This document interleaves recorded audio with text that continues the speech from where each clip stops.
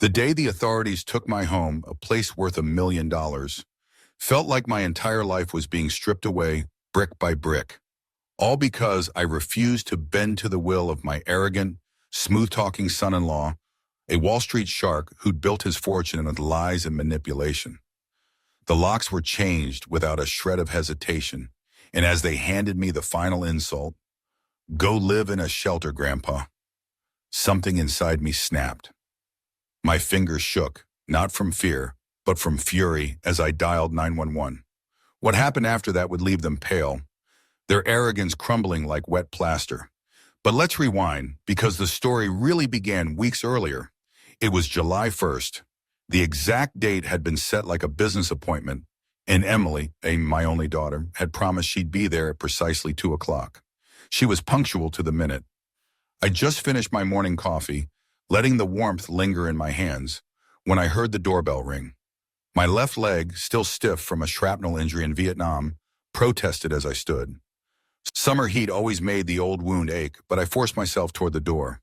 Through the peephole, I caught sight of her, Emily, with her perfectly styled blonde hair shimmering in the Cleveland sunlight, and Mark, her husband, standing beside her like a stock photo businessman in his immaculate $1,000 suit. "Dad!" Emily's voice had that strange, bright tone I'd learned to distrust, the kind of cheerfulness that sounded practiced, almost staged. She hugged me, but her arms were stiff, her designer perfume masking the warm, familiar scent I remembered from when she was a little girl. Mark followed with his trademark Wall Street smile, the kind that had probably closed more fraudulent deals than I could count. He extended a manicured hand, his grip calculated to assert dominance. But I'd spent decades working construction before the war, and even at 75, my handshake could still remind a man what real strength felt like. I didn't give him the satisfaction of a win. Come in," I said, stepping aside. "Got iced tea in the kitchen." They made themselves comfortable in my living room like they were appraising it for a real estate listing. Mark's gaze moved across the worn but well-kept furniture, the framed photographs of my late wife Martha, and the shadow box holding my military medals. His expression didn't change, but I could feel the silent judgment in the room. "Dad, the house looks—" Emily hesitated, searching for the right words. "Exactly the same." "Why would I change it?" I replied. "Your mother picked most of this furniture. Still serves its purpose." Mark leaned forward, elbows on his knees. "Surely, Robert, that's part of why we're here."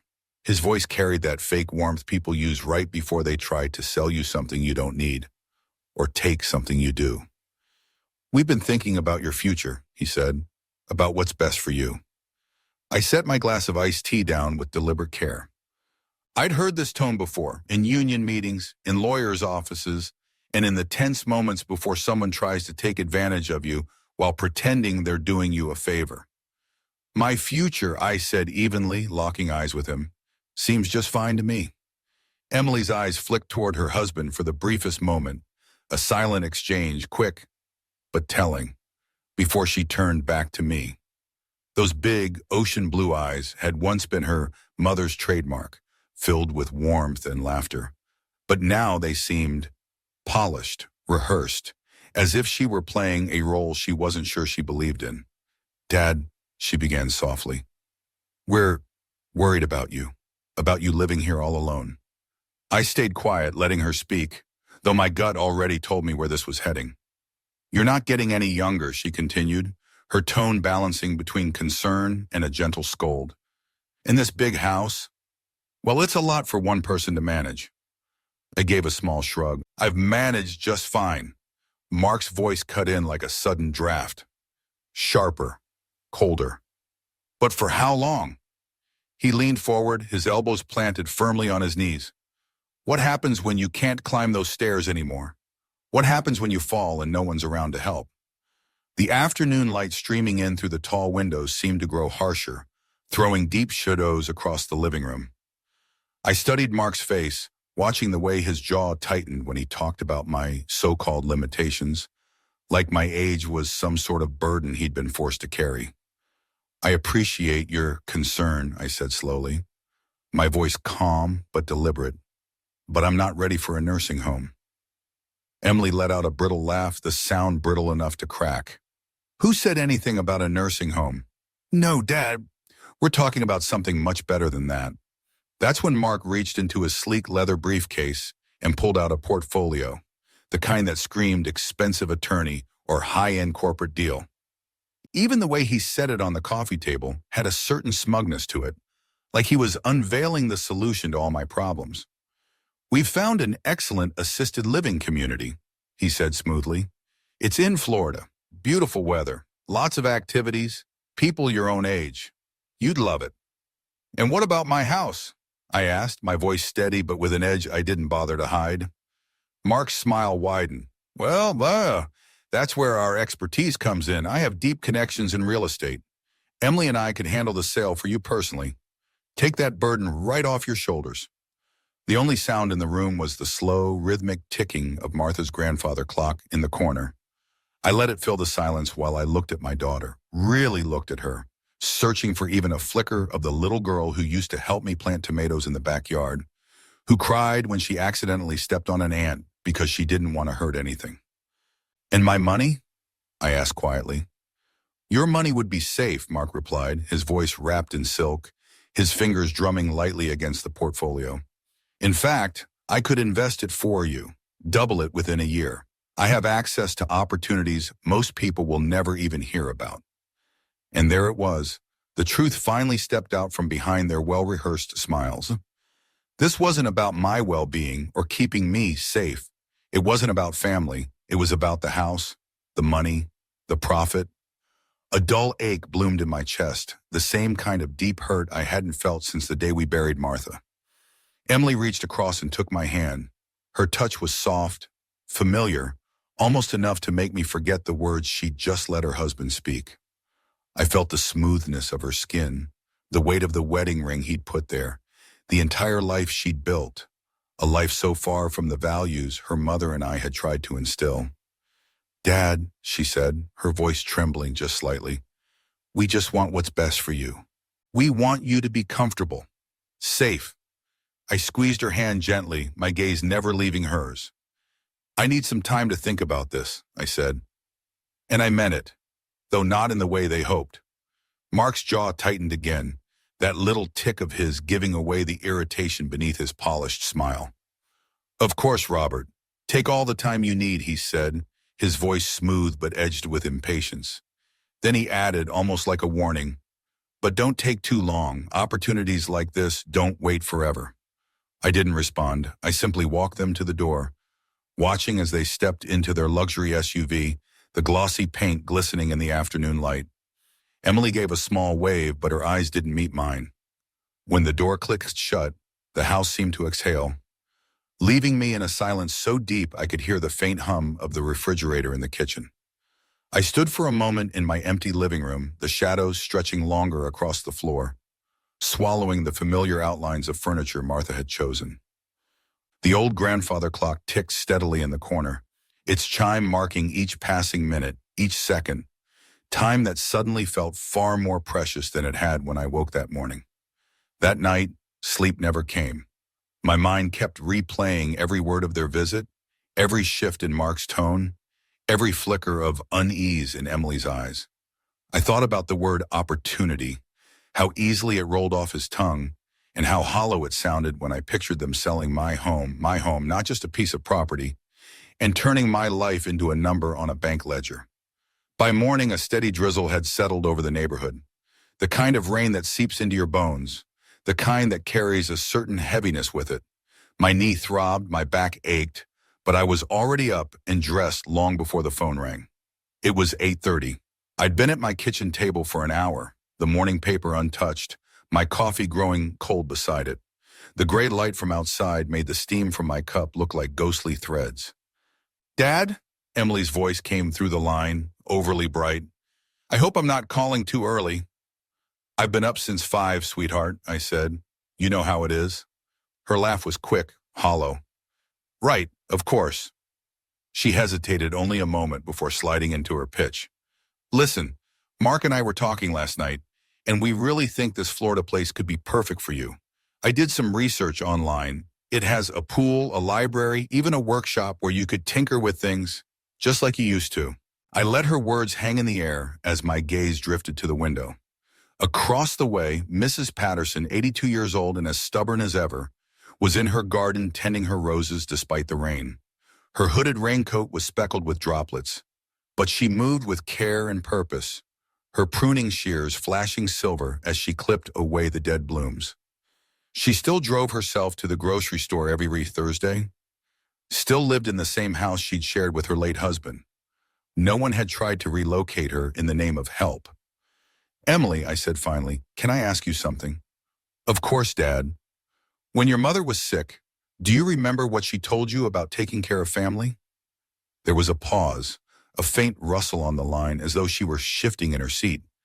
She said family always comes first." "That's right," I said quietly. "She said we take care of each other, not take from each other." "I don't understand what you mean," Emily replied quickly, but there was a tremor in her voice, the kind that told me she understood perfectly well. "Your mother left me this house, Emily. She left me my independence. And she taught you better than what you're trying to do here." "Dad, you're being dramatic. We're trying to help you." "No," I cut in, my tone sharper now. "You're trying to help yourselves." The line went silent except for the faint sound of her breathing. It felt like a long time before she spoke again. When she did, her voice was smaller, softer, closer to the daughter I remembered from years ago. "Mark says the investment is guaranteed. He says we could all benefit from it." "And what do you say, Emily?" I asked quietly. "What does my daughter say?" "Not Mark's wife, my daughter." There was a pause, the kind of silence that makes the air feel heavier. I don't know anymore, Dad," she said at last, her voice wavering. "Things are complicated. Money's tight, and Mark has these opportunities." I gave a humorless chuckle. "Money's always tight, sweetheart. That's not new. What's new is thinking you can solve it by stealing from your father." Her breath caught. "We're not stealing. You're just what?" I pressed, my voice rising. "Go ahead. Say it." There was another pause, then it came. A sound I hadn't heard in decades. Soft, trembling sobs. And suddenly I wasn't hearing the voice of a grown woman anymore. I was hearing my little girl at 7 years old crying because she'd knocked over Martha's favorite vase, the shame and helplessness tangled together in her tears. "I'm sorry, Dad," she whispered. "I'm so sorry, but Mark says if we don't do this, if we don't find a way to make more money, we might lose the house in New York. The mortgage payments are crushing us. And his job, the market's been difficult." And there it was, the truth, laid bare at last. "So," I said slowly, "you thought you'd solve your problems with my life savings." "It's not like that." "It's exactly like that, Emily," I cut in sharply. "And you know it." In the background I heard another voice, Mark's, sharp and urgent, like a drill sergeant barking orders. I couldn't make out the words, but the tone was enough. Emily's crying stopped suddenly, as if a switch had been flipped. Her voice returned, flatter now. "Dad, I have to go, but please just think about what we talked about. Think about your future." "I'm thinking about it, sweetheart," I said evenly. "I'm thinking about it very carefully." When the line went dead, the silence in my kitchen was deafening. I sat there for a long moment, listening to the steady patter of rain against the windows. My eyes drifted to the refrigerator door, where Martha's photograph had been for years. She was smiling in it, that warm, knowing smile. But in my mind's eye, I saw her looking at me now with quiet disappointment, the same heaviness I felt pressing against my ribs. I reached for the phone again, my fingers curling around it with the kind of resolve that leaves no room for hesitation. I dialed a number I'd memorized years ago, never imagining I'd have to use it. "Reed Investigations," came the voice on the other end. "Jack speaking." "Jack, it's Robert Thompson," I said. "We met at the VFW last year." "Robert, of course. How are you holding up?" "I need your help with something," I told him. "Something involving my family." Jack's tone shifted instantly. No more casual warmth, just the weight of a man who'd seen too many of these cases. "Family's always the hardest, Robert." You sure you want to do this? I looked around my kitchen at the home Martha and I had built board by board, paycheck by paycheck, across half a century of honest work. I thought of the sacrifices we'd made, the dreams we'd shelved, the trust we'd placed in raising a daughter who would honor that legacy. I'm sure, Jack, I said.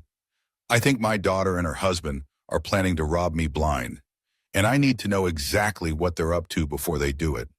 I'll be over this afternoon. Thank you, Jack. Don't thank me yet, Robert, and he replied. In cases like this, you might not like what I find.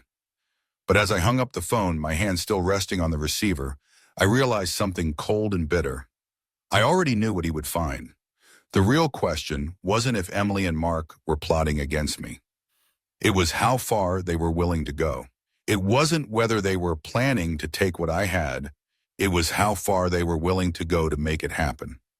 Jack Reed showed up at exactly 3 o'clock, the kind of punctuality that comes from years of police work where minutes could mean the difference between catching a suspect and losing him forever.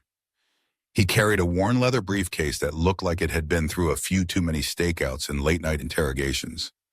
Jack was in his early 50s now, the black in his hair giving way to threads of gray. His build was still solid, but it was his eyes that told the real story, sharp, careful eyes that measured every word, every movement. They were the eyes of a man who had spent 2 decades as a Cleveland police detective, learning to trust nobody and verify everything. Coffee? I offered as he settled into my armchair. Black, if you've got it. In the kitchen, I poured 2 steaming cups, then returned to the living room. I noticed how he'd chosen his seat so he had a clear line of sight to both the front door and the hallway that led to the back of the house. Old habits die hard. Tell me what's going on, Robert, he said, setting the cup down within easy reach. I started from the beginning, the visit yesterday, Emily's too bright smile, Mark's slick reassurances, the underlying edge in every word. I told him about the call this morning, about the Florida retirement opportunity, and the investment pitch that followed close behind. As I spoke, the knot in my stomach tightened. Jack didn't interrupt. He just listened, occasionally scribbling notes into a small, battered notebook with a stub of a pencil. His face barely changed, but I noticed his eyes narrow slightly when I mentioned certain details. The Florida place, he said when I finished. They give you a name? Sunset Gardens. Mark said it was in Tampa. Jack made another note, his hand moving quickly. And the investment, any specifics? Just that he could double my money in a year, through his connections. Uh-huh. Jack's voice was neutral, but the slight tightening at the corners of his eyes told me more than his words. Robert, he said finally, leaning forward, I'm going to be straight with you. What you're describing sounds like a textbook setup. Step 1, the assisted living story. That gets you out of the house and out of the way. Step 2, power of attorney. That gives them control of your assets. Step 3, the investment pitch. That's how they make the money disappear legally.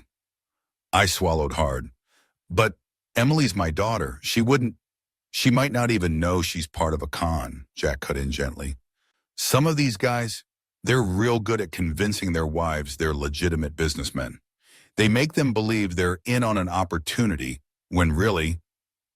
He let the unfinished thought hang in the air. He flipped open his briefcase and pulled out a crisp legal document. I'm going to need you to sign this contract, and I'll need a retainer, $500 to start, and I bill $50 an hour plus expenses. I didn't hesitate. My signature went on the dotted line, and I wrote the check with a steady hand. How long will it take? Give me a week, Jack said. I'll run a full background check on Mark, verify his employment, and dig into this Florida facility. I'll also set up some discreet surveillance. Surveillance. Sometimes, he said, meeting my eyes, people reveal their true intentions when they think nobody's watching. That evening after he left, I sat in the stillness of my living room for a long time. The rain had eased outside, but the weight in my chest hadn't.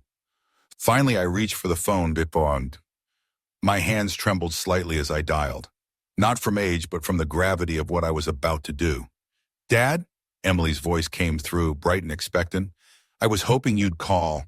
Mark and I have been talking, and we really think... I've made a decision, Emily. There was a beat of silence before her voice lifted, warm with excitement. You have? I want to see the paperwork, I said evenly. All of it. The Florida facility details, the investment documents, everything. Of course, she said quickly. Mark will be so pleased. He's already started preparing the documents. Her voice sounded lighter now. Mine didn't. You'll need to sign, she said. Not review, not look over, not give my approval. Sign. That single word drew a sharp line in my mind. One side was information meant for me to consider. The other was a legal trap meant for me to step into willingly. The distinction wasn't lost on me. When can you bring them over? I asked, keeping my voice even. How about this weekend? Emily's tone was light, casual, as if she were talking about dropping off a pie.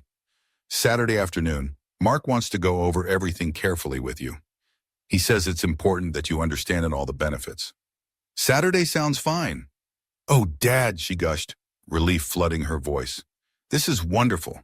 You are going to love Florida, and the money, Mark says with his contacts, we could see returns of up to 200%, maybe even more. 200%. The number hung in the air like a bad smell, sweet and rotten all at once. In my 40 years swinging a hammer, then running a crew, I'd never seen a legitimate investment come within shouting distance of that kind of promise. Emily, I said slowly, can I ask you something? Anything, Dad. Do you remember what your mother used to say about deals that sound too good to be true? There was a pause. I could almost hear her thinking. She said they usually are. That's right, sweetheart. She was a smart woman, your mother. A flicker of hesitation crept into Emily's voice. Dad, are you having second thoughts? Because Mark says, I'm not having second thoughts, Emily, I cut in. I'm just remembering your mother's wisdom. When the call ended, I set the phone down and let the silence settle over me.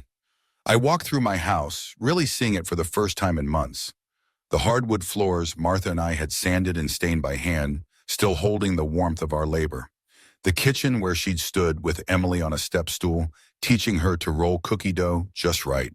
The living room where we'd unwrapped Christmas presents under the glow of multicolored lights, hosted birthday parties filled with laughter, and shared quiet Sunday mornings with coffee and the newspaper spread across our laps. Now they wanted to take all of it, strip the place bare, sell it off, and funnel the money into some opportunity that would leave me with nothing but regrets and empty rooms. My life's work, gone in the stroke of a pen, but they'd made one fatal miscalculation. They'd assumed that age meant weakness. They'd forgotten I'd survived Vietnam, that I'd built a business from the ground up with nothing but calloused hands and stubborn grit, that I'd raised a family on principles that didn't bend for greed. As I turned off the lights and headed upstairs, I realized something unexpected. I was almost looking forward to Saturday.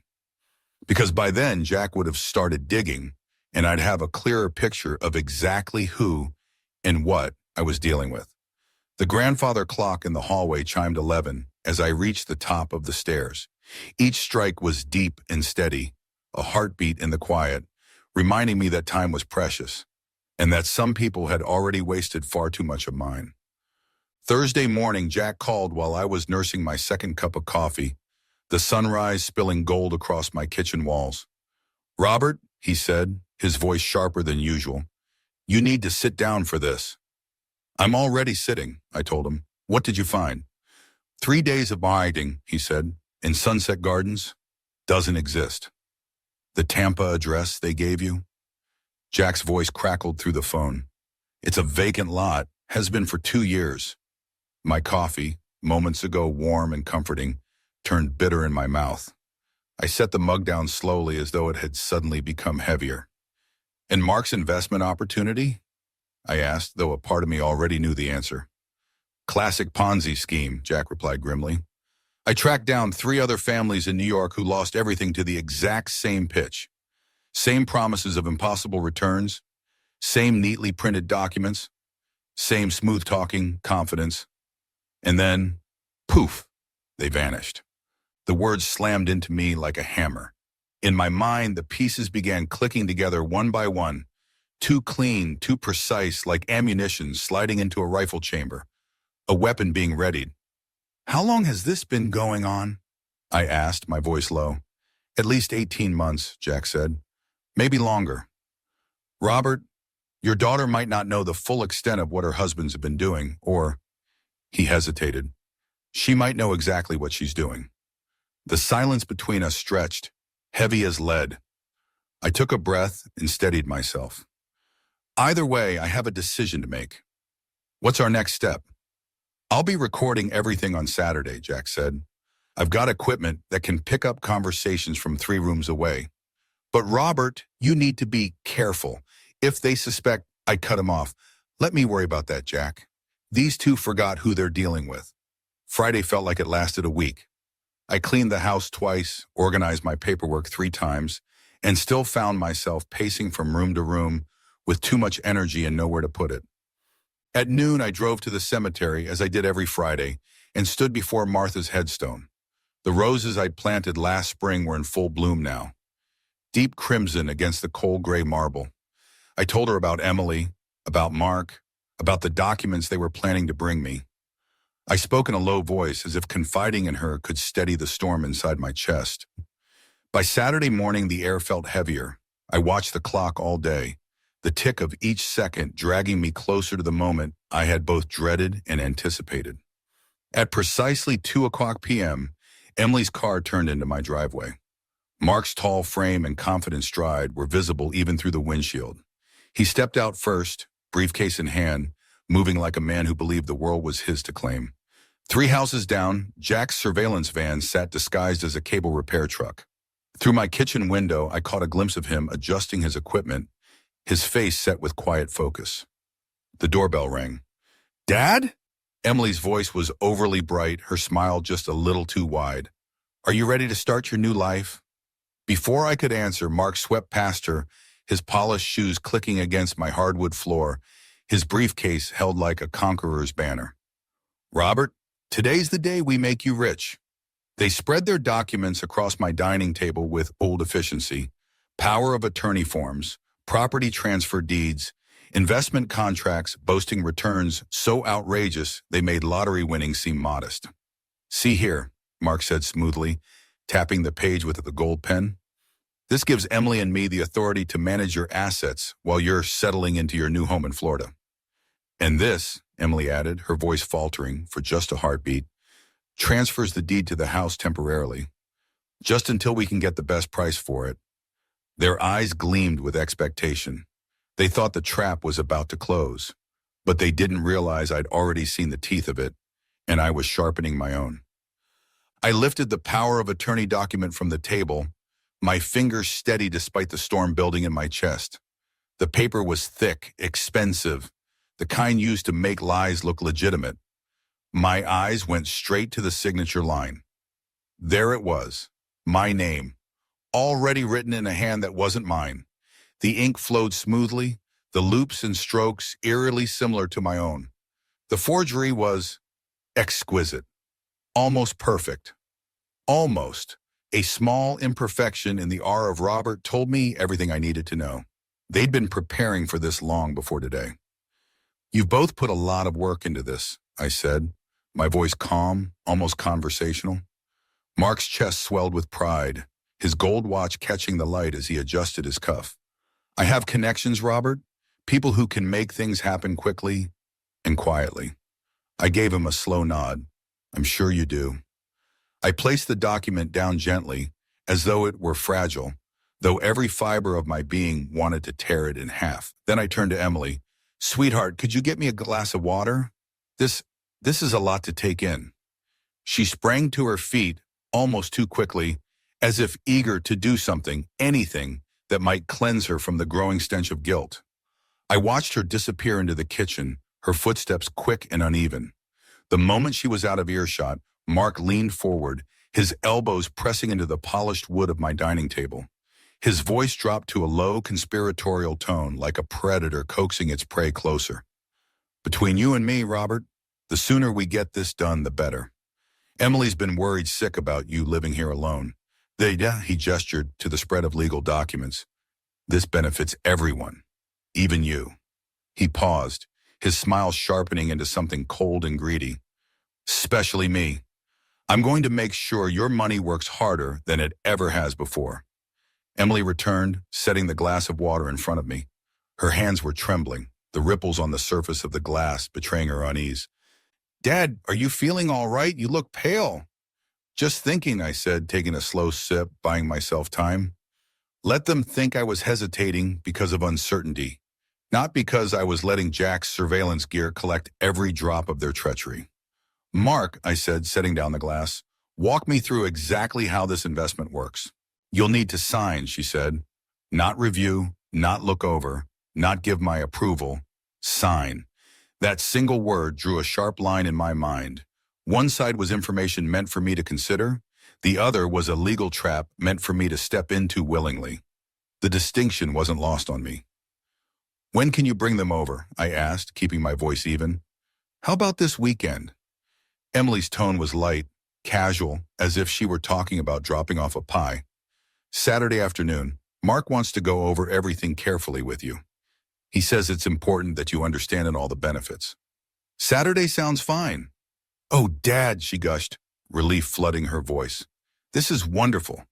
You are going to love Florida, and the money, Mark says with his contacts, we could see returns of up to 200%, maybe even more. 200%. The number hung in the air like a bad smell, sweet and rotten all at once. In my 40 years swinging a hammer, then running a crew, I'd never seen a legitimate investment come within shouting distance of that kind of promise. Emily, I said slowly, can I ask you something? Anything, Dad. Do you remember what your mother used to say about deals that sound too good to be true? There was a pause. I could almost hear her thinking. She said they usually are. That's right, sweetheart. She was a smart woman, your mother. A flicker of hesitation crept into Emily's voice. Dad, are you having second thoughts? Because Mark says, I'm not having second thoughts, Emily, I cut in. I'm just remembering your mother's wisdom. When the call ended, I set the phone down and let the silence settle over me. I walked through my house, really seeing it for the first time in months. The hardwood floors Martha and I had sanded and stained by hand, still holding the warmth of our labor. The kitchen where she'd stood with Emily on a step stool, teaching her to roll cookie dough just right. The living room where we'd unwrap Christmas presents under the glow of multicolored lights, hosted birthday parties filled with laughter, and shared quiet Sunday mornings with coffee and the newspaper spread across our laps. Now they wanted to take all of it, strip the place bare, sell it off, and funnel the money into some opportunity that would leave me with nothing but regrets and empty rooms. My life's work, gone in the stroke of a pen, but they'd made one fatal miscalculation. They'd assumed that age meant weakness. They'd forgotten I'd survived Vietnam, that I'd built a business from the ground up with nothing but calloused hands and stubborn grit, that I'd raised a family on principles that didn't bend for greed. As I turned off the lights and headed upstairs, I realized something unexpected. I was almost looking forward to Saturday, because by then Jack would have started digging, and I'd have a clearer picture of exactly who and what I was dealing with.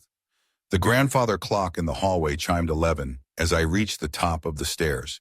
Each strike was deep and steady, a heartbeat in the quiet, reminding me that time was precious, and that some people had already wasted far too much of mine. Thursday morning, Jack called while I was nursing my second cup of coffee, the sunrise spilling gold across my kitchen walls. Robert, he said, his voice sharper than usual, you need to sit down for this. I'm already sitting, I told him. What did you find? 3 days of hiding, he said, in Sunset Gardens, doesn't exist. The Tampa address they gave you? Jack's voice crackled through the phone.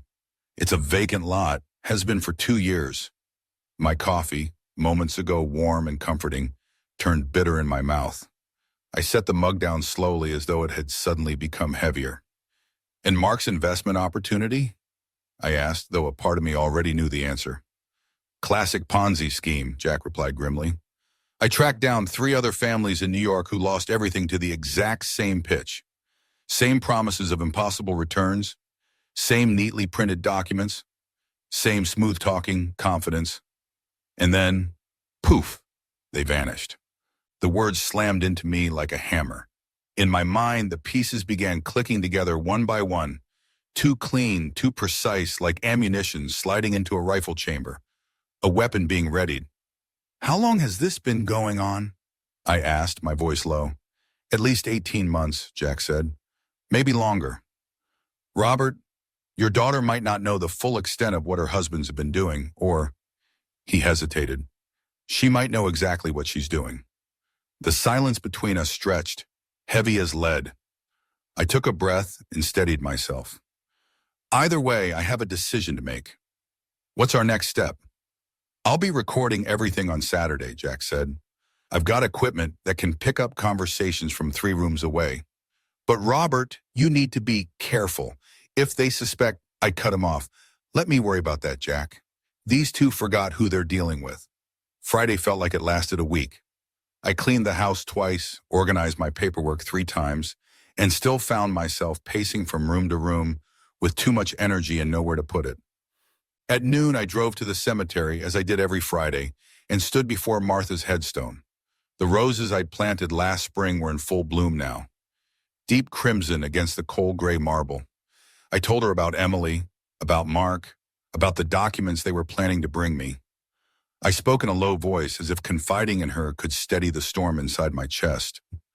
By Saturday morning, the air felt heavier. I watched the clock all day, the tick of each second dragging me closer to the moment I had both dreaded and anticipated. At precisely 2:00 p.m., Emily's car turned into my driveway. Mark's tall frame and confident stride were visible even through the windshield. He stepped out first, briefcase in hand, moving like a man who believed the world was his to claim. 3 houses down, Jack's surveillance van sat disguised as a cable repair truck.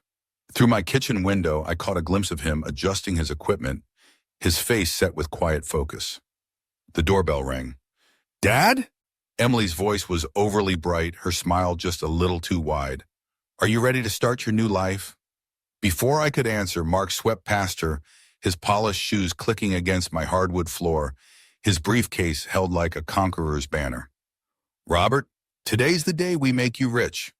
They spread their documents across my dining table with old efficiency, power of attorney forms, property transfer deeds, investment contracts boasting returns so outrageous they made lottery winnings seem modest. See here, Mark said smoothly, tapping the page with the gold pen. This gives Emily and me the authority to manage your assets while you're settling into your new home in Florida. And this, Emily added, her voice faltering for just a heartbeat, transfers the deed to the house temporarily, just until we can get the best price for it. Their eyes gleamed with expectation. They thought the trap was about to close, but they didn't realize I'd already seen the teeth of it, and I was sharpening my own. I lifted the power of attorney document from the table, my fingers steady despite the storm building in my chest. The paper was thick, expensive, the kind used to make lies look legitimate. My eyes went straight to the signature line. There it was, my name, already written in a hand that wasn't mine. The ink flowed smoothly, the loops and strokes eerily similar to my own. The forgery was exquisite, almost perfect. Almost. A small imperfection in the R of Robert told me everything I needed to know. They'd been preparing for this long before today. You've both put a lot of work into this, I said, my voice calm, almost conversational. Mark's chest swelled with pride, his gold watch catching the light as he adjusted his cuff. I have connections, Robert, people who can make things happen quickly and quietly. I gave him a slow nod. I'm sure you do. I placed the document down gently, as though it were fragile, though every fiber of my being wanted to tear it in half. Then I turned to Emily. Sweetheart, could you get me a glass of water? This is a lot to take in. She sprang to her feet, almost too quickly, as if eager to do something, anything, that might cleanse her from the growing stench of guilt. I watched her disappear into the kitchen, her footsteps quick and uneven. The moment she was out of earshot, Mark leaned forward, his elbows pressing into the polished wood of my dining table. His voice dropped to a low, conspiratorial tone, like a predator coaxing its prey closer. Between you and me, Robert, the sooner we get this done, the better. Emily's been worried sick about you living here alone. He gestured to the spread of legal documents. This benefits everyone. Even you. He paused, his smile sharpening into something cold and greedy. Especially me. I'm going to make sure your money works harder than it ever has before. Emily returned, setting the glass of water in front of me. Her hands were trembling, the ripples on the surface of the glass betraying her unease. Dad, are you feeling all right? You look pale. Just thinking, I said, taking a slow sip, buying myself time. Let them think I was hesitating because of uncertainty, not because I was letting Jack's surveillance gear collect every drop of their treachery. Mark, I said, setting down the glass, walk me through exactly how this investment works. The truth was no longer mine to protect. It was evidence now, and it was enough to end this for good. Anything you say can and will be used against you in a court of law. Mark's struggles against the handcuffs were almost pitiful. Jerky, desperate movements that reminded me of a fish flopping helplessly on dry land. This is harassment, he barked, his voice a strained mixture of panic and arrogance. I demand to speak to my lawyer immediately. You'll get your phone call at the station, Johnson replied evenly, not a hint of irritation in his tone. It was clear from the steady, practiced cadence of his voice that he had dealt with Mark's kind before. Men who wore expensive suits and carried the smug belief that enough money could bend the law to their will. Emily sat in my armchair, frozen. Her wide, glassy eyes followed the scene in front of her, like she was watching her entire world collapse in slow motion. Her hands twisted in her lap, knuckles white. When Officer Smith approached her with his notebook in hand, she flinched as though the paper itself could hurt her.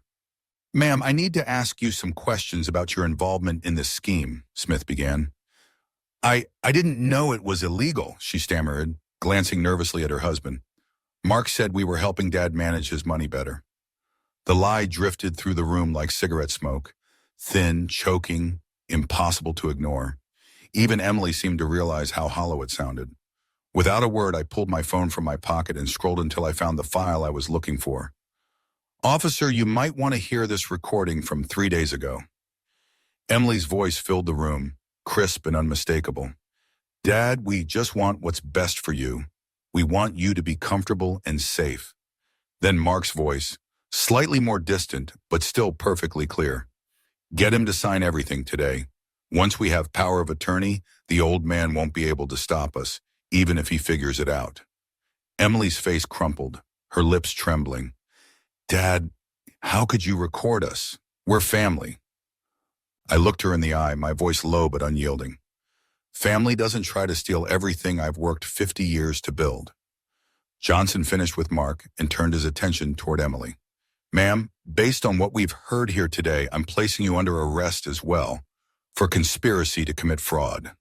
No, please, she gasped, her voice breaking.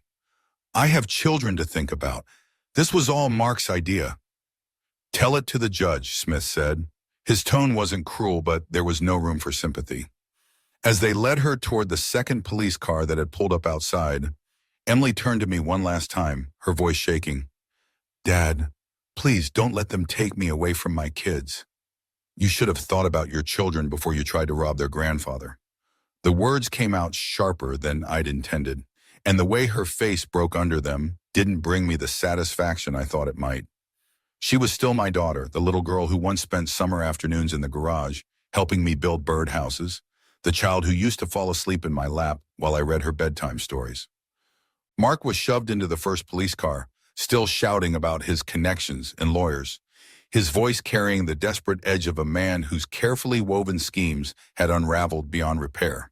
Through the window, I saw him fumble with the phone, probably trying to call some high-powered friend to make this all vanish. Emily went more quietly. I could see her shoulders trembling, her sobs silent but deep, and in them I heard an echo of her mother's cries the day Martha learned her cancer was terminal. As the police cars rolled away, carrying what was left of my family toward whatever justice awaited them, Jack appeared at my front door. He was carrying his recording equipment, his expression grim but certain. Robert, he said softly, you did the right thing. I stared at the papers scattered across my dining room table, the damning evidence of their betrayal tangled among the wreckage of our relationship. Did I? Because it feels like I just destroyed my only child's life. She destroyed her own life the moment she decided to steal from you. Jack replied. You just refuse to be a victim. The neighbor's dog wouldn't stop barking, its sharp, frantic yelps carrying over the fence like an alarm that wouldn't be silenced. Across the way, Mrs. Patterson stood on her porch, one hand curled around her coffee mug, the other resting on the railing as if steadying herself against the weight of the spectacle. She had that look, the wide-eyed curiosity of someone whose life had been uneventful for far too long, now suddenly gifted front-row seats to a real-life drama.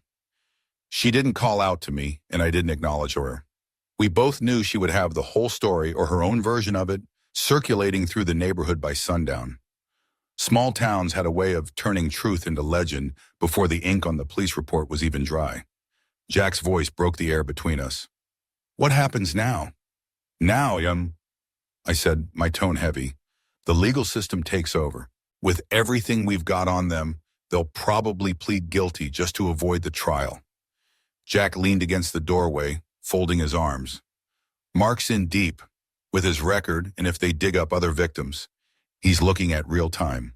Years, maybe decades. And Emily? My throat caught on her name. Jack hesitated, a flicker of compassion crossing his face. First offense. If she cooperates, she might get probation, especially with the kids. Judges tend to be lenient if there is still hope. I lowered myself into the chair at my dining table, the same table where I'd celebrated birthdays, Christmas dinners, and quiet Sunday breakfasts with my family. Now it felt cold and foreign beneath my hands. The exhaustion in my bones was suddenly unbearable. I felt all 75 years of my life pressing down on me, every wrinkle a reminder of battles fought, loves lost, and now, betrayals endured. The house had gone still again, but it wasn't the gentle stillness of peace. This was a hollow, aching quiet, the kind that comes when laughter has been replaced by absence. You know what the worst part is, Jack? My voice was low, but it cracked in the middle. What's that? I still love her. I stared at my hands, trembling slightly. After everything she tried to do to me, after the lies, the schemes, she's still my little girl, and I still love her. Jack began gathering the scattered documents from the table, careful with each one. Now they were more than just papers. They were evidence in a criminal case. Love doesn't mean letting people destroy you, Robert. Sometimes loving someone means drawing lines they don't want to see. Through the kitchen window, I caught sight of Martha's rose garden in full bloom, the petals glowing in the late afternoon light. For a moment, the sight brought back the sound of her laughter as she knelt in the dirt, coaxing life from the soil with her gentle hands. Tomorrow I would visit her grave. I would tell her how our daughter, our pride and joy, had traded family for greed. I would tell her how the girl we'd raised with such hope had tried to take away the life we had built together piece by piece. But not today. Today I had survived. Today the old soldier had fought his last battle and won. Yet the victory was bitter, tasting more of ash than of glory. The phone began to ring. I didn't move to answer it. The sound echoed through the empty house, bouncing off walls lined with photographs of smiling faces. Ghosts of a time when love seemed unshakable, when money was just paper and family was everything. It was probably a reporter. News about wealthy people being arrested traveled faster than wildfire in a small town. The next morning, the Cleveland police station looked different under the steady light of day. Less charged with adrenaline than it had been during the chaos, more subdued, more like the machinery of justice quietly grinding forward. Detective Thomas White met me at the door. He had the weathered face of a man who'd spent 20 years listening to lies about money, family, and trust. His handshake was firm, his grip steady. Behind wire-rimmed glasses, his eyes were sharp, assessing but not unkind. Mr. Thompson, he said, thank you for coming in. I know yesterday wasn't easy. We settled into interview room 3, a cramped, windowless box painted in a shade of beige that felt like it had been chosen specifically to drain the color from life. The fluorescent lights above hummed faintly, buzzing like an impatient insect, casting a harsh glare that made even the innocent look guilty. The air was cool but stale, heavy with the scent of too many secrets spilled within these walls. I carried my folder of documents as though it were a weapon. Inside every page, every photo, every scrap of paper was arranged with meticulous care. The way Martha used to organize her recipe cards with neat handwritten labels and everything in its proper place. She had believed in order, in keeping things where they belonged. I wondered what she would think now, seeing our daughter's betrayal cataloged in ink and evidence. Detective White, a man with the steady composure of someone who had heard every lie in the book, opened his notebook with deliberate calm. "I want to make sure we have the complete timeline," he said, his pen poised. "When did you first suspect your daughter and son-in-law were planning to defraud you?" "July 1st, I answered without hesitation, the moment they walked into my house with their Florida fairy tale. The words tasted bitter. I remembered their smiles, wide, rehearsed, the kind you see on salespeople right before they hand you the pen to sign away your life. White's pen scratched across the paper in slow, measured strokes. "But you didn't contact police immediately." "No," I said, leaning back in my chair. "I contacted someone better." The door opened with a quiet creak, and in walked Jack Reed. He carried a briefcase so heavy it seemed to bend his shoulder slightly, but he moved with the measured confidence of a man who knew its contents could end careers and put people behind bars for decades. He set it down on the table with the kind of care you'd give to something dangerous. "Detective White," Jack said, extending a firm handshake. "I'm Jack Reed, private investigator. Mr. Thompson hired me 4 days ago to document this fraud."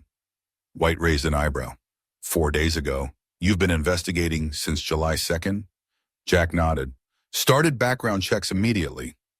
Mark Wilson isn't just a failed Wall Street broker. He's a professional con artist, one with a long trail of victims." White's pen froze mid-note.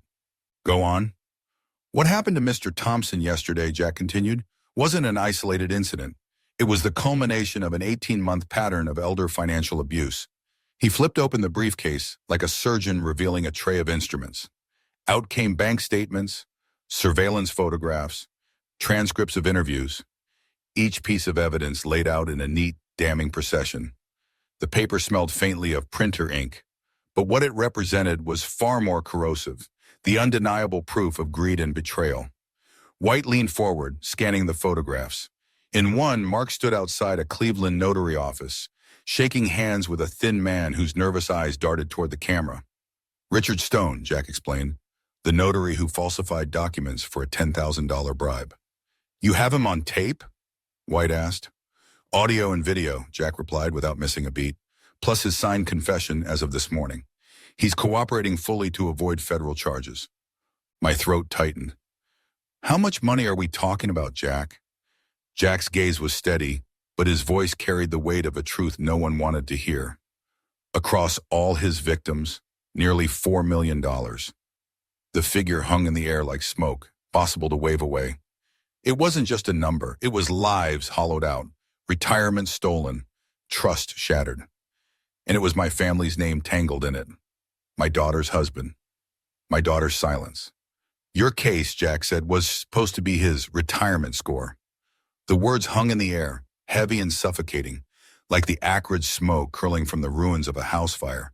$4 million, not just a number, an entire lifetime's worth of labor and sacrifice, stolen from people who had already weathered storms most couldn't imagine.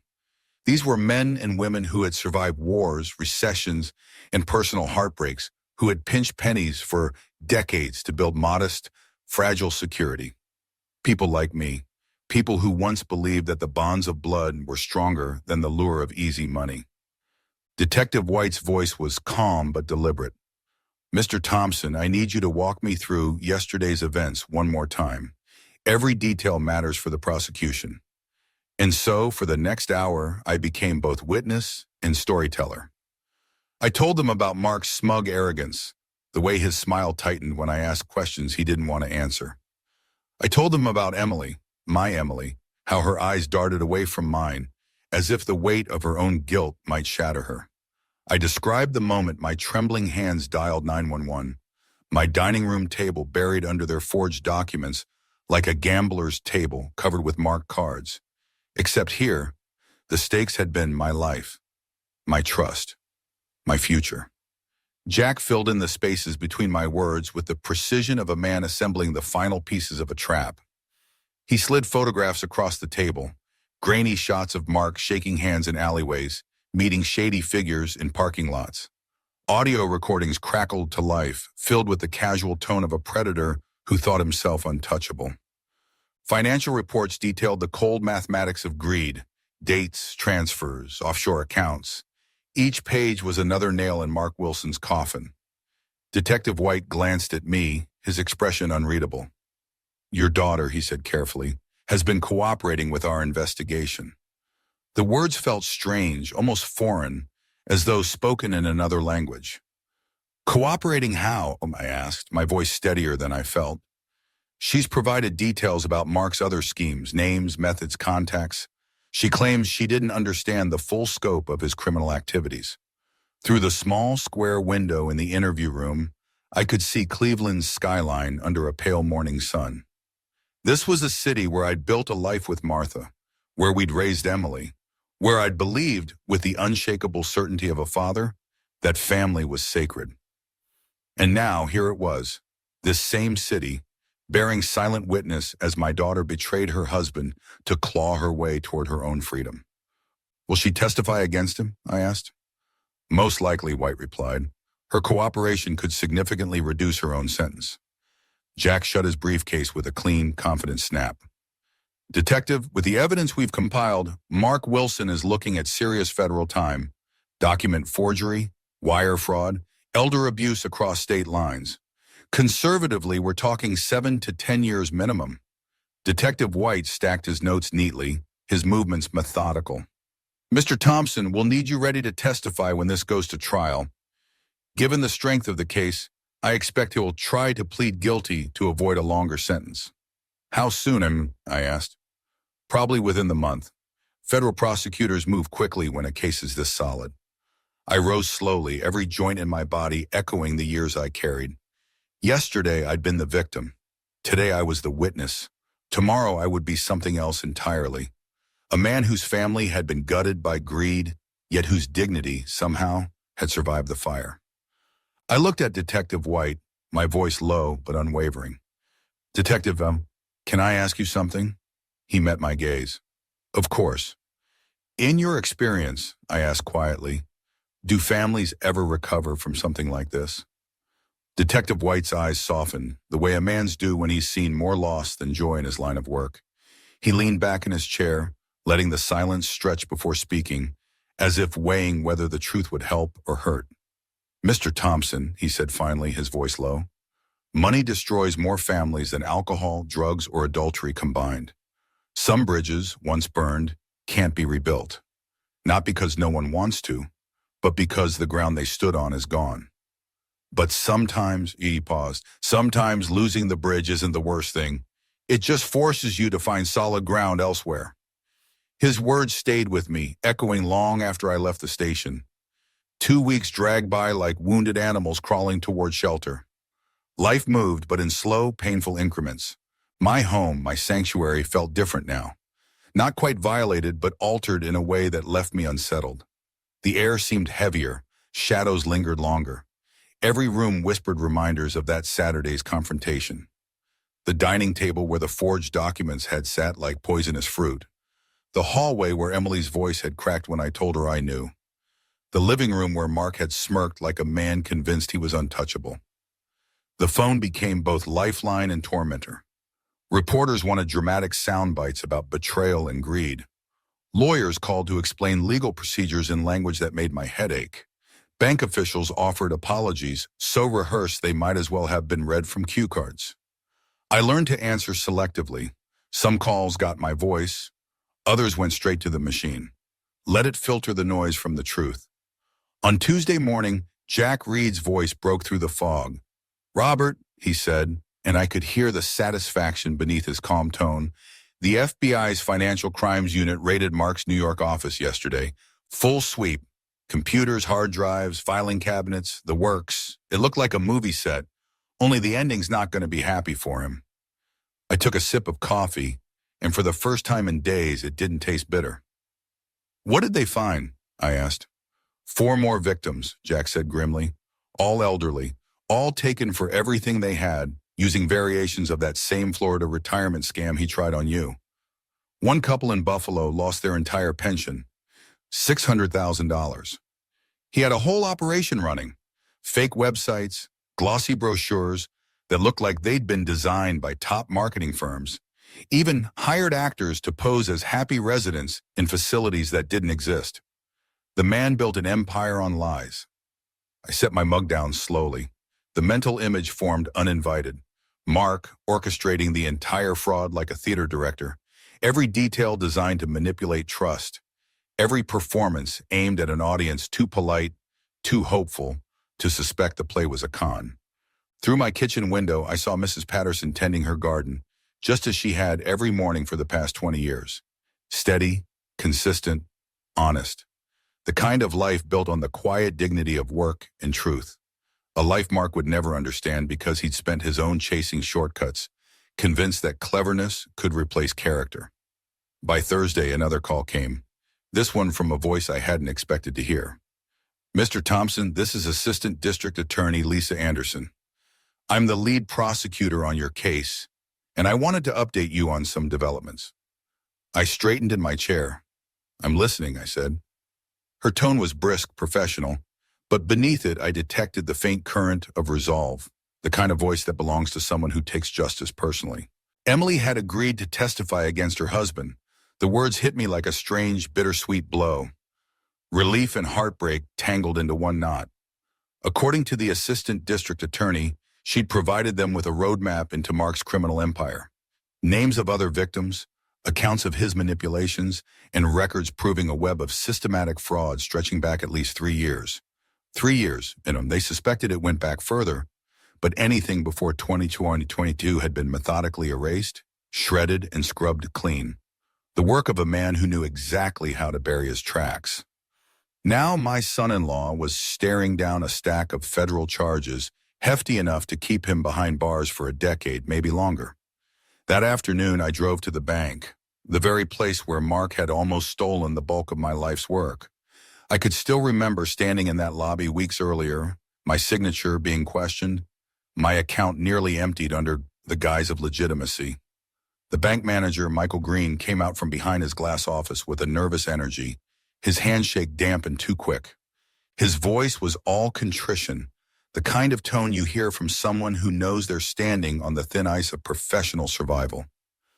"Mr. Thompson, I can't express how sorry we are about this situation," he began, eyes flicking down as though ashamed to meet mine. "Our security protocols should have caught the irregularities immediately." "Should have," I said evenly, "but didn't." His Adam's apple bobbed. "No, sir, they didn't." He went on to explain that as part of their damage control, the bank was crediting my account with additional interest, waiving all fees, and implementing new verification measures to prevent this kind of breach from happening again. Then he handed me a crisp printout. My eyes landed on the figure. $147,192.43. It was more money than I had ever seen collected in one place under my name. Returned with interest, as though Mark's betrayal had in some twisted way made me wealthier. If I'd been a different kind of man, maybe I would have laughed at the irony. Instead, all I felt was the hollow ache of knowing that every dollar on that page had been washed in the acid of what it had cost me, my family. Friday evening brought Jack to my doorstep. He was holding a bottle of bourbon like it was both an offering and an apology. We settled into the living room, him taking Martha's old chair without needing to ask, me pouring 2 glasses of amber into the quiet between us. "Richard Stone confessed to everything," Jack said finally, the words settling heavy in the air. "Turns out Mark had him in his pocket for over a year. Bribes, falsified documents. Stone was his inside man on multiple schemes." "What's he looking at?" I asked. 5 years federal, Jack replied. "He'll probably serve 3 with good behavior. And the other victims, most of them will get their money back. Mark wasn't stupid enough to burn it all on fast cars and champagne. He kept most of it in accounts we could trace. It's almost like he was stockpiling." "For what?" I asked, though part of me already knew. Jack's face tightened. Based on his computer files, he was aiming for 10 million. Once he hit that number, he was going to vanish. Non-extradition country, no looking back. Your case would have pushed him over 8 million. We both took long, slow sips. The bourbon burned in my throat, warm and sharp, while the silence between us grew thick. Two old men staring at the arithmetic of betrayal, 8 million stolen from people who had trusted in the decency of their families, the reliability of their banks, the protection of their government. 8 million earned not through hard work, but through the calculated dismantling of someone else's life. After a while, I set my glass down. "Jack," I said quietly, "can I ask you something personal?" He leaned back, eyes narrowing slightly. "Shoot." "In all your years chasing down fraudsters," I asked him, "the ones that tear through families like a hurricane, do the victims ever really recover?" Jack didn't answer right away. He just stared into the amber depths of his bourbon, as though the swirling liquid might hold the wisdom I was asking for. Finally he spoke, his voice low, like a man who'd seen more than his share of wreckage. "Financially, most of the time, yeah, money can be replaced, paper can be reprinted, but emotionally," he let the thought hang there, shoulders lifting in a slow, helpless shrug. "That depends on the person. Some people, they let betrayal seep into their bones, turn it into poison that taints every corner of their lives. Others," he swirled his glass, eyes far away, "others use it as fertilizer, pain feeding something stronger, deeper. But it's never the same garden it was before." Before I could reply, the phone rang. I let it go to the answering machine. Lately, I'd been letting most calls go there. But then the voice came, and the sound of it froze both of us in place. "Dad, it's Emily." My chest tightened. "Please pick up. I know you were there. The trial's set for next month, and I need to talk to you before then. There are things you don't know. Things about Mark I should have told you years ago. Please, Dad, I'm still your daughter." The machine clicked off. Silence settled over the room like a heavy fog, thick and unmoving. Outside, the sun had begun its slow descent, shadows stretching long fingers across the lawn. Somewhere in the distance, a church bell chimed 7 times, each note echoing like a reminder of time slipping away. Jack drained the last of his bourbon, then stood. "That's your decision to make, Robert. But whatever you do, make sure it's what's best for you, not what's easiest for her." After he left, I stayed where I was, staring at the family photographs that lined the mantel. Emily's graduation, her wedding day, a little girl with scraped knees hugging my neck like I was her whole world. I wondered if love could survive a betrayal so complete, or if some wounds cut so deep that even forgiveness couldn't find its way in. The trial date loomed in my mind. August 9th, 3 weeks, 21 days to decide whether I still had a daughter worth saving, or just a stranger who shared my blood and had stood beside the man who tried to steal my life. On the morning of the trial, the Cuyahoga County Courthouse rose from downtown Cleveland like a stone sentinel, its weathered limestone facade etched with decades of rain, snow, and human drama. I'd put on my best Navy suit, the same one Emily had chosen for me 5 years earlier, back when Mark was still playing the part of a decent man. Security at the entrance was the usual ritual: metal detectors, bag checks, guards who scanned each face with a weary, watchful gaze. It felt a little like boarding a plane, but in a way I welcomed it. Some betrayals cut deep enough to make people do desperate things. Courtroom 4B was larger than I'd pictured. Tall windows let in wide slashes of morning light, illuminating rows of polished wooden benches that looked more like church pews than seating for a legal proceeding. Somehow that felt right. We were here to witness something sacred, either the resurrection or the burial of whatever was left of my family. Judge Margaret Cole entered the courtroom with the quiet gravity of someone who had spent 2 decades separating truth from deception, mercy from manipulation. Her silver gray hair was pulled back in a no-nonsense bun, the severe style a perfect match for the crisp fall of her black judicial robes. She carried herself like a woman who had heard every excuse, every tear-stained plea, every desperate lie humanity could conjure, and had learned to see straight through them. "The state of Ohio versus Mark Wilson and Emily Wilson," she announced, her voice clear and firm. "We are here for sentencing, following guilty pleas entered by both defendants." The words hung in the air like a final verdict on our family's history. No trial, no long parade of evidence and witnesses.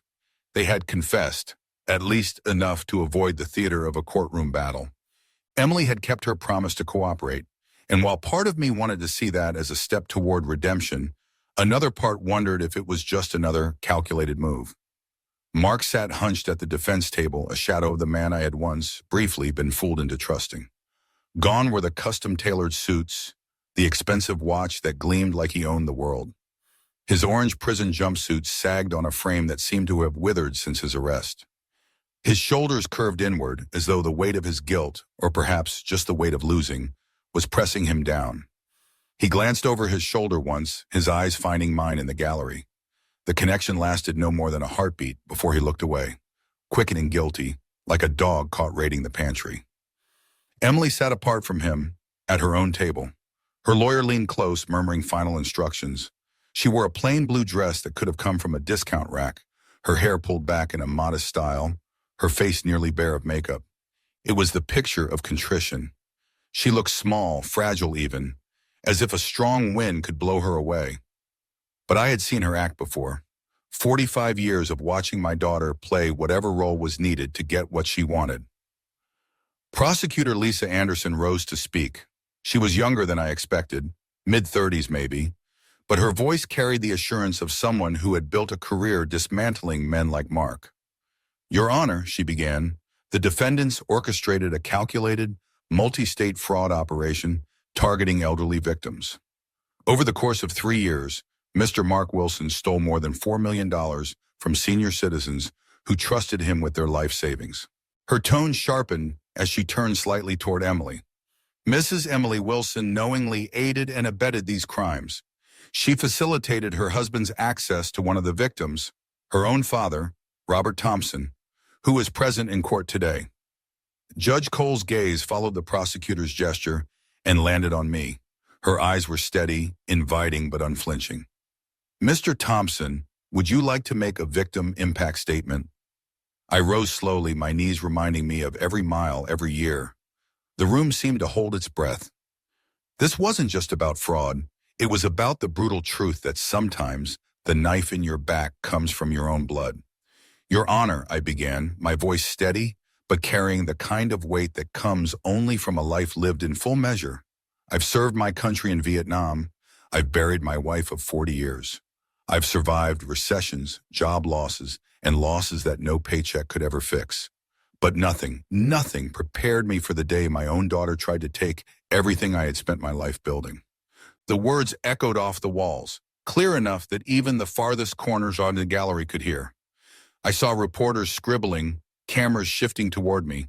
I saw other victims of Mark's schemes nodding, people who understood exactly what it felt like to have trust stripped from you like skin from bone. "The money can be returned," I continued. "My home can be secured. But trust? Trust doesn't come back on a balance sheet. When the betrayal is this close, it rewrites everything you thought you knew about the people you love. It makes you question every memory, every conversation, every smile." I stopped then, because anything more would either break my voice or turn it into something harder than I wanted it to be. But the trust between a father and daughter, once shattered by greed, is a wound that never truly heals. That's the real crime here. Not just the theft of assets or the draining of bank accounts, but the theft of something far more fragile and irreplaceable. The love that anchors a family. The faith that your children will protect you in your final years instead of calculating how to exploit you. It is the robbery of peace, of security, of the quiet comfort in believing blood will always stand by blood. I lowered myself back into my seat, my knees stiff, my heart heavier than I could remember. The silence that followed wasn't awkward, it was reverent. Every person in that room seemed to understand that what had just been said wasn't just about numbers or legal codes, but about the cost of betrayal written on the soul. Judge Cole, impassive as ever, made a few notes before turning her sharp gaze toward the defendants. "Mr. Wilson," she began, her voice carrying the weight of both authority and condemnation, "you have pleaded guilty to federal charges of wire fraud, document forgery, and elder financial abuse. The evidence presented shows a deliberate and repeated pattern of predatory behavior that targeted some of the most vulnerable members of our community. You exploited not only professional relationships, but the sacred trust within a family, all for personal enrichment. Mark's lawyer rose, trying to inject some lifeline into the sinking wreck of his client's future. Your Honor, my client is prepared to make full restitution. He has cooperated extensively with federal investigators and provided information that has aided in the recovery of stolen funds from other victims. Cooperation noted, Judge Cole replied, her tone brisk, almost clipped. However, the magnitude and sophistication of these crimes demand a sentence that reflects their seriousness. Her words fell like the steady tolling of a bell. I sentence you to 8 years in federal prison, followed by 3 years of supervised probation, and full restitution to all identified victims. 8 years. Mark would be 53 when he walked out. If he walked out early for good behavior. By then, his Wall Street career would be dust, his reputation ground into the dirt, his marriage very likely in shambles. He took the sentence with the stillness of a man whose worst nightmare had already been pacing outside his cell, waiting for him. Then Judge Cole shifted her attention. Mrs. Wilson, she said, and I felt every muscle in my body tighten. Your cooperation with authorities and your status as a first-time offender weigh in your favor. However, you participated in the financial exploitation of your own father, a betrayal that this court finds particularly reprehensible. Emily's lips trembled before the first tear slid down her cheek. This time there was no sense of stagecraft, no calculated tilt of the head or well-timed dab of a tissue. These were real tears, the kind that come when the illusion of control crumbles and you realize the hammer has already fallen. I sentence you, Judge Cole continued, to 2 years of probation, 1,000 hours of community service, specifically serving elderly victims of financial crimes, and restitution in the amount of $50,000 to a fund dedicated to elder abuse prevention programs. No jail time, not for Emily. Relief and resentment crashed against each other inside me like two opposing tides. The court had spoken, but justice felt complicated. The gavel came down with a sharp crack, and just like that, it was over. The machinery of justice moved on, efficient and impersonal. Mark was led away in handcuffs, his broad frame slightly hunched. His shoulders shook. Whether from suppressed sobs or smoldering rage, I couldn't tell. Emily stayed. When the benches began to empty, she walked toward me. Her face was streaked with tears that, for once, didn't look rehearsed. Dad, she began, her voice raw, I'm sorry. I know it doesn't fix anything. I know it can't undo what I raised my hand, the gesture halting her mid-sentence. You made your choices, Emily, I said quietly, each word measured. And I've made mine. She stopped, frozen for a heartbeat, then lowered her eyes. Around us, the courtroom echoed with the shuffle of departing footsteps. But between us, there was only the silence of a bridge burned to ash. We both have to live with the consequences, she whispered, her voice trembling as if afraid to shatter the fragile space between us. Does that mean you'll never forgive me? I looked at the woman standing before me, my daughter, the one who carried Martha's eyes, the same eyes that once held nothing but love and trust. But now those eyes were clouded with regret, haunted by the choices she had made. Choices born of greed instead of family, of betrayal instead of love. The answer wasn't simple. Forgiveness never is. It's a road paved with doubt, pain, and broken promises. I'm still deciding, I said slowly, feeling the weight of every word, whether the daughter I raised is still in there somewhere, or if she died the day you brought those forged papers into my home. Without waiting for a reply, I turned away and walked out of the courthouse, leaving her standing alone in that vast, echoing lobby. The sound of her footsteps faded behind me, swallowed by the heavy silence and the unspoken weight of justice rendered. Outside, Cleveland's summer heat hit me like a wall, hot, unrelenting, but somehow cleaner, more honest than the stale, charged air inside the courtroom. Justice had been served. My money was safe.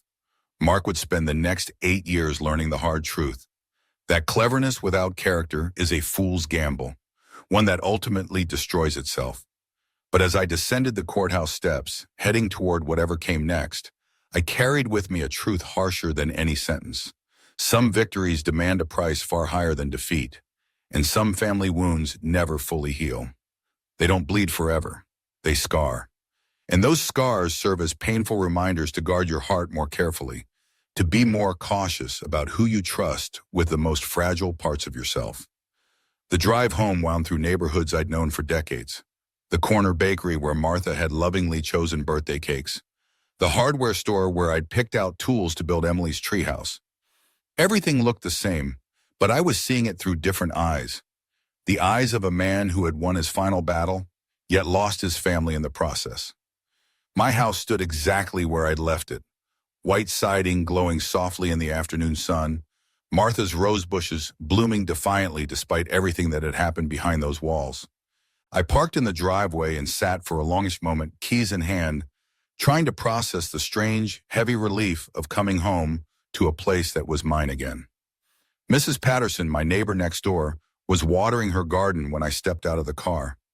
She dropped her hose and hurried over, her excitement bubbling over like someone who had been waiting weeks to share this moment. "Robert," she said, breathless, "we saw it on the news. 8 years for that awful man, and your daughter cooperating with the police. You must feel vindicated." "Vindicated?" I repeated the word slowly, tasting it like wine that might have soured in the glass. "That's one way to put it, Martha." "Well," she smiled warmly, "you showed everyone that just because we're older doesn't mean we're easy targets." "My grandson called last night," he said. "Wanted to check on my finances after seeing your story on Channel 5. Inside the house, everything was as I had left it, but somehow everything felt different.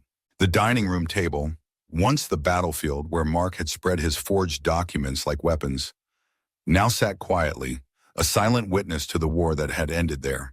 The living room chair, where Emily had cried so many tears, still seemed to hold the ghost of her sorrow, and I sat there feeling the ache of all that was lost, all that could never be repaired, and wondering how to live with the echoes of a family broken and forever changed. I moved through each room with quiet determination, reclaiming ground that had never truly been lost, yet somehow felt violated all the same. The walls held memories, echoes of laughter, arguments, and quiet moments shared, but now they seemed to carry a weight, a shadow cast by the betrayal that had passed through them. In my bedroom, I approached the safe where I kept the most important papers, the deeds, the accounts, the records of a lifetime of hard work and trust. I opened it with deliberate care, relief washing over me as I found everything untouched, exactly as I had left it. Mark, in his arrogance and greed, had been confident enough in his forged signatures not even to search for the real documents. The clock on the wall ticked past 4 as the phone rang sharply, breaking the silence. "Mr. Thompson," came the voice of Michael Green, the bank manager, professional, yet tinged with genuine relief and embarrassment for what had occurred. "I have excellent news. Your account has been fully restored, 1,347,000, including compensation for the inconvenience and additional interest accrued during the investigation. More money than I'd ever seen in one place. A sum that could have bought comfort for the rest of my days, travel to any place my heart desired, or whatever else fancy might strike. But sitting alone in my living room, surrounded by family photographs now feeling more like pieces of evidence than reminders of love, I realized that money without someone to share it with was nothing but cold numbers on a sterile bank statement. "Mr. Green," I said quietly, "I appreciate everything the bank has done to make this right. Is there anything else we can do for you, sir?" His voice asked gently. "Perhaps we could arrange enhanced security measures or a financial advisor to help manage your accounts." I nodded even though he couldn't see me. "I'll let you know if I need anything." After hanging up, the house settled into its familiar evening quiet. I prepared a simple dinner for one, washed the dishes, and settled into my chair with the newspaper in hand.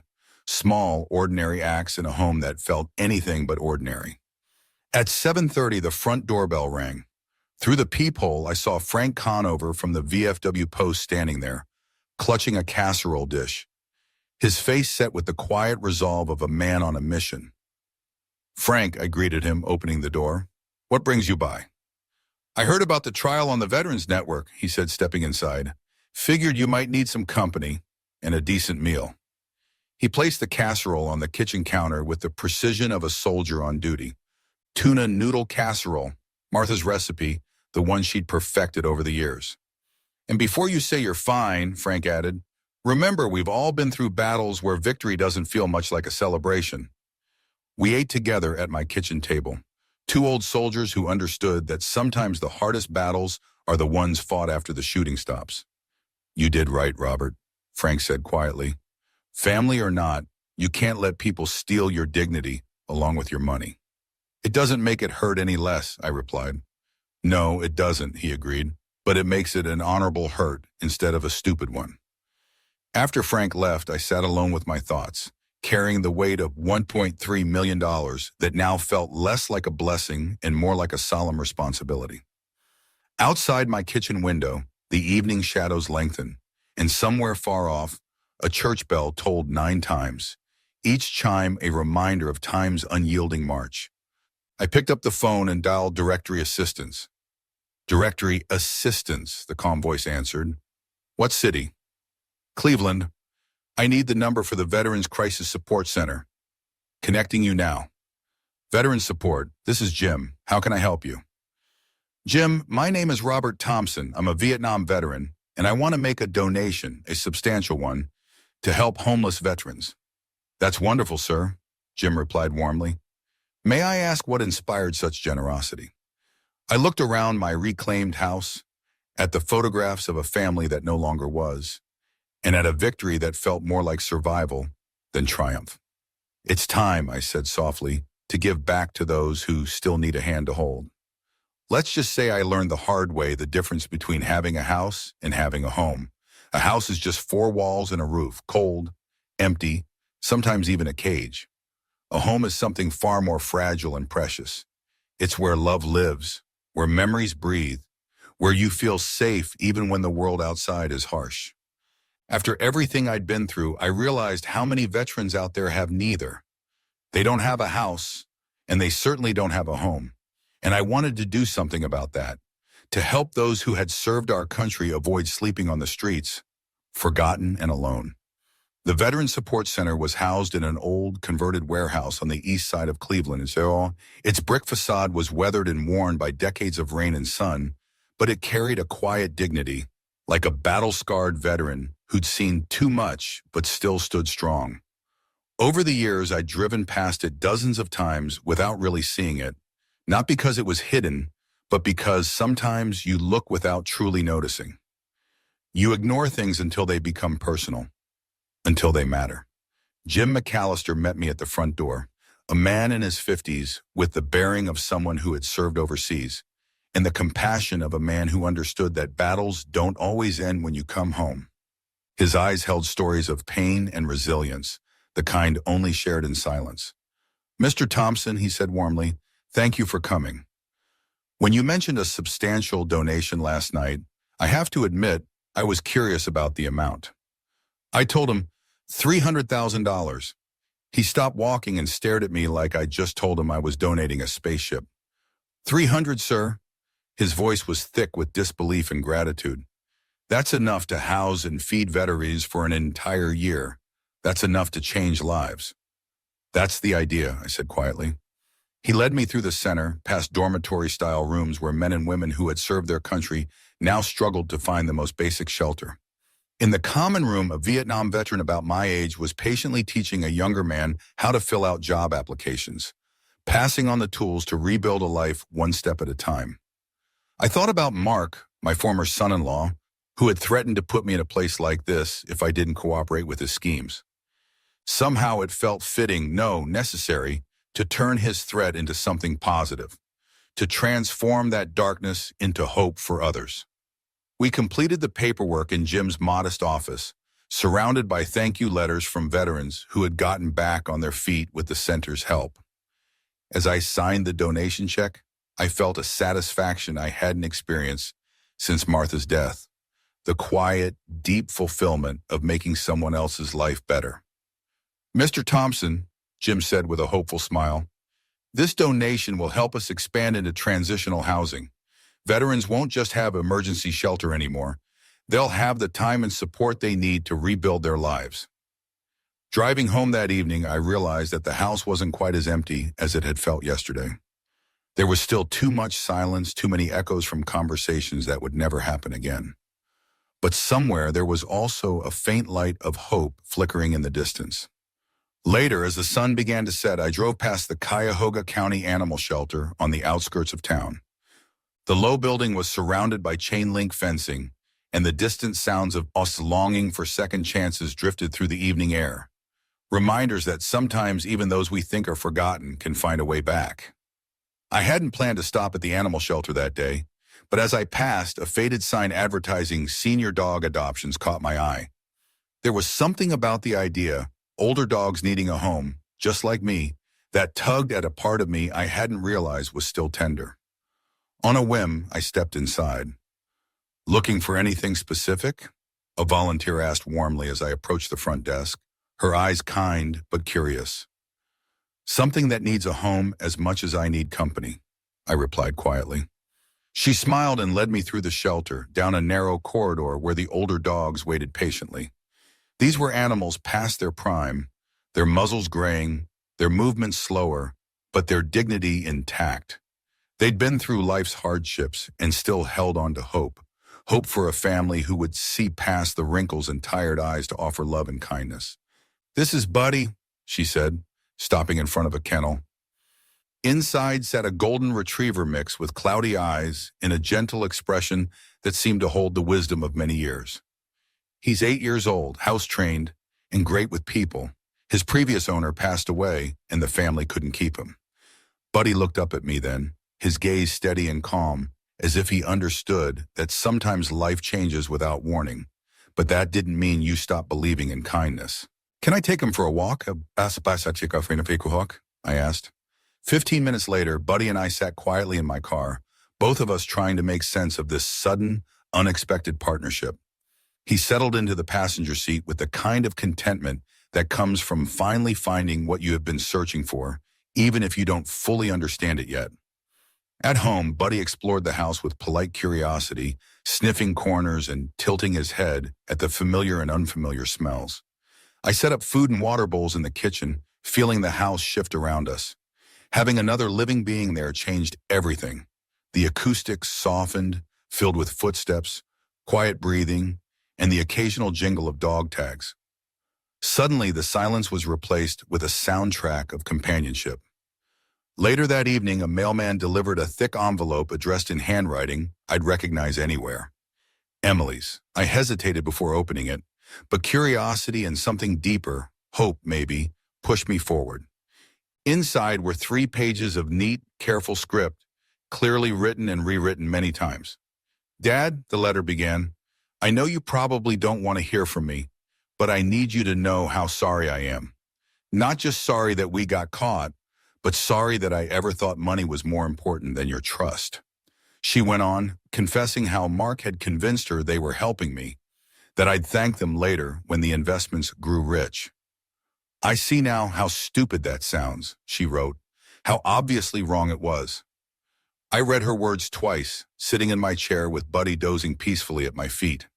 She detailed her financial ruin, the collapse of her marriage, and her desperate attempts to find work with a criminal record hanging over her like a shadow. She begged for forgiveness, promising to repay every penny, swearing she had learned her lesson about greed and the sacredness of family loyalty. At the bottom of the 3rd page, she wrote something that cut through the distance between us like a knife. "I know I have no right to ask this, but could you ever forgive me? Not for my sake, but because I can't bear the thought of you dying alone and angry." I folded the letter carefully and placed it in the drawer alongside other documents I might one day need but hope never to look at too often. Then I reached down to scratch Buddy's ears, feeling the simple, pure comfort of unconditional companionship. "What do you think, boy?" I whispered. "Some mistakes are too big for forgiveness, and some people wait too long to discover what really matters." Buddy thumped his tail against the floor, offering the kind of wordless solace money couldn't buy and family had failed to provide. Just then the phone rang. It was Ada Gwong. Sarah Campbell from the Cleveland Plain Dealer called me one afternoon, her voice carrying the unmistakable enthusiasm of a reporter who had uncovered a story worth telling, not just for its legal drama, but for the deeper truths it revealed about family, trust, and the quiet but fierce fight against elder abuse. Mr. Thompson, I hope you don't mind me calling. We'd like to do a feature story about your case, not just the legal aspects, but what it says about family, trust, and standing up against those who prey on the vulnerable. I glanced down at Buddy, who was calmly watching me with those woodshy, patient eyes. It struck me then that my story was about so much more than personal betrayal or courtroom victories. It was about something bigger, something that could maybe help others facing similar darkness. Miss Campbell, when would you like to talk? I asked. When the day came, I sat in my living room chair. Buddy loyally settled at my feet. The newspaper's photographer adjusted his camera settings, preparing to capture more than just an image, but a story that mattered. Sarah reviewed her notes one last time, her questions crafted not just to collect facts, but to unearth meaning. Mr. Thompson, she began, when you first suspected your daughter and son-in-law were trying to defraud you, what went through your mind? I paused, memories swirling like storm clouds. Disbelief, then disappointment, but after that, determination. I'd spent my life teaching Emily about integrity, about family loyalty. When she chose greed over those values, I realized I had to decide whether to be a victim or a fighter. Her pen raced across the notepad, capturing each word like a lifeline to others who might hear the story. You hired a private investigator before going to the police, Sarah noted. That shows remarkable foresight. I nodded slowly. Military training never really leaves you. You assess the threat, gather intelligence, then engage the enemy. In this case, the enemy was wearing familiar faces. For 2 hours, the interview unfolded. Stories of my Vietnam service, Martha's death, and the night I dialed 911 with forged documents spread across my dining room table. Sarah's thoughtful questions helped me see my story with fresh eyes. Painful but necessary. What advice would you give to other elderly people who might face similar situations? She asked. Trust your instincts, I said firmly. If something feels wrong, it probably is. Even if it's family members doing the wrong, document everything. Seek professional help. And remember, age doesn't make you helpless unless you choose to be. The weeks that followed brought more calls. Channel 5 News wanted me for a television interview on their senior citizen advocacy segment. Then the Veterans Organization invited me to speak at their monthly meeting about financial security for aging members. Standing at the podium in the VFW hall, looking out at faces weathered by war and civilian life alike, I felt the heavy honor of representing more than just my own experience. Brothers and sisters, I told them, we've all faced enemies overseas. Now we face a different kind of enemy at home. People who see our age as weakness, our trust as an opportunity, and our hard-earned savings as their personal jackpot. The applause was genuine, but more meaningful were the conversations afterward. 3 veterans approached me privately, sharing their own stories of financial manipulation by adult children, caretakers, even supposed investment advisors. Robert, said Bill McCarthy, a Korean War veteran with eyes that had seen too much. My nephew tried to talk me into signing over my house last month. After hearing your story, I told him to take a long walk off a short pier. Driving home from that VFW meeting, I realized my personal battle had become something larger. A beacon for others, a warning signal to the vulnerable, a reminder that self-defense doesn't end when you turn 75. The feature story in the Cleveland Plain Dealer ran on Sunday morning, complete with photographs of me and Buddy, and a thoughtfully written sidebar explaining how to recognize the signs of elder financial abuse. By Monday afternoon, my phone was ringing off the hook. 17 calls from strangers who shared their own heartbreaking stories, asked for advice, or simply thanked me for having the courage to speak out about family betrayal so openly. Tuesday brought an unexpected call from a producer at a national news program, interested in featuring my case as part of a broader series on elder abuse. Proof that what I had endured was not isolated, but part of a much larger problem. Then on Wednesday, a law enforcement agency reached out, requesting permission to use my story as a training example for police officers learning to identify and investigate elder fraud. Sitting on the front porch that evening, I scratched behind Buddy's ears as we watched the sun dip below the horizon, bathing our quiet neighborhood in a warm golden glow. Buddy, I said softly, It seems our little family drama has turned into something bigger, a public service announcement, no less. The attention was both flattering and overwhelming. I wasn't comfortable becoming famous simply for surviving my daughter's betrayal, but deep down I understood that the publicity might help others recognize similar dangers lurking quietly in their own homes. Thursday evening, my phone rang. It was Emily. Her voice was small, distant, carrying the weight of 1,000 unspoken regrets. "Dad, I saw the article," she said hesitantly. "I'm glad you're helping others, but seeing our family's private business splashed across the front page like that, it's hard." I took a breath, feeling Buddy's steady gaze on me. "Emily, our family business stopped being private the moment you and Mark forced me into fraud. I didn't choose this spotlight, but I'm not going to waste it. Are you ever going to forgive me?" Her silence spoke volumes, and I looked down at Buddy, whose eyes held the patient wisdom of an animal who understands that some questions don't have simple answers. "Forgiveness isn't a gift you give once and forget," I said gently.